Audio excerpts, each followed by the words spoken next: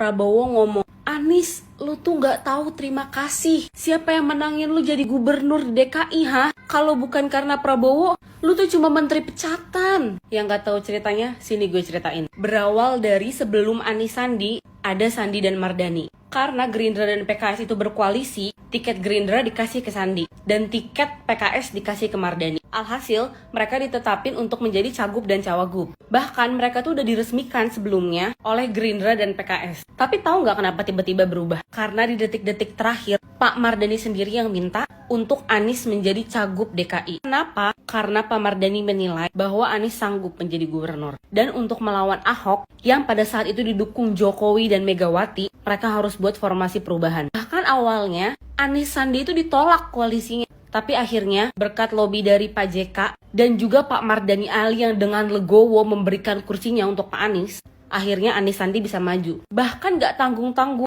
setelah ngelogoin kursinya untuk Pak Anies, Pak Mardani menjadi ketua tim pemenangan Anies Sandi. Kalian bisa baca di bawah sini. Jadi yang minta Anies naik jadi gubernur itu PKS dan Pak Mardani Alisera. Pak Prabowo hanya menerima nama dari PKS. Bahkan Pak Prabowo sendiri yang bilang, Panglima pemenangan Anies Sandi adalah Mardani Alisera. Pak Mardani Alisera aja gak pernah gembor-gembor tuh Anies punya hutang budi sama dia. Malah apa yang dikatakan Pak Mardani? Anies gak punya hutang budi kepada siapapun kecuali rakyat Jakarta yang memilihnya. Kelihatan bukan siapa yang pamrih dan tulus? Untuk itu mari kita buat apresiasi kepada Pak Mardani yang sudah menjadikan Pak Anies sebagai gubernur dan sekarang juga mendukung Pak Anies untuk menjadi presiden. Buat warga Jakarta Timur, bisa banget kalian pilih Pak Mardani sebagai DPRI Jakarta Timur. Saatnya perubahan.